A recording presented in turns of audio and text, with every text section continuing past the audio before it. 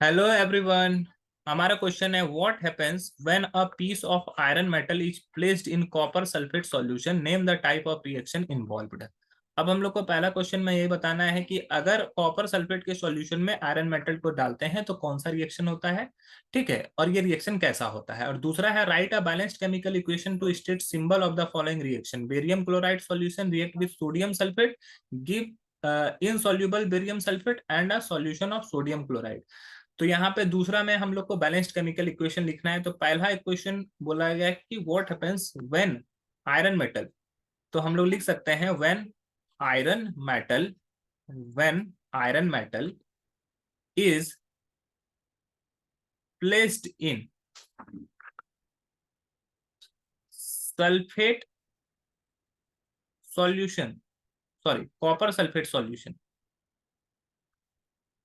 It displace copper, it displace copper and form ferrous sulphate. ये copper को displace करेगा और फेरस सल्फेट बना लेगा। जैसे एग्जांपल कैसे होगा, ये CuSO पर कॉपर सल्फेट है, इसमें आयरन डाले तो Fe डाले और यहाँ पर क्या हो जाएगा, ये FeSO4 बना देगा और यहाँ पर कॉपर होगा।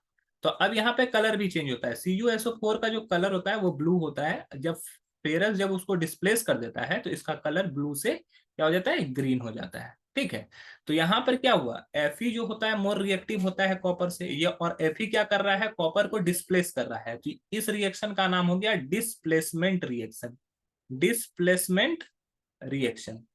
तो ये हो गया हमारा क्वेश्चन नंबर 1। अब बात करते हैं क्वेश्चन नंबर 2 की।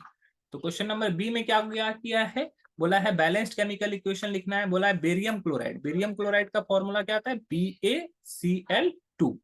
अब इसका रिएक्शन किसके साथ है, सोडियम सल्फेट के साथ किया गया। तो सोडियम सल्फेट का फॉर्मूला होता है Na2SO4। ठीक है, ये आपस में रिएक्ट किया तो इनसॉल्युबल बेरियम सल्फेट बनाता है, इनसॉल्युबल बेरियम सल्फेट BaSO4, ये इनसॉल्युबल है। और and a solution of sodium chloride, और साथ में क्या करता है, सोडियम क्लोराइड बनाता है NaCl। यहाँ पे 2NaCl बनेगा, क्यों, क्योंकि यहाँ पे 2 सोडियम है और 2 क्लोरीन है, तो ये दोनों आपस में 2NaCl बनेगा। तो इस तरह से ये बैलेंस्ड केमिकल इक्वेशन है, इसको बैलेंस करने की जरूरत नहीं है, ये बैलेंस हो चुका है। ठीक है, और यही हमारा क्वेश्चन नंबर बी का आंसर है। आई होप ये क्वेश्चन आपको समझ में आ गया होगा। That's all, thank you.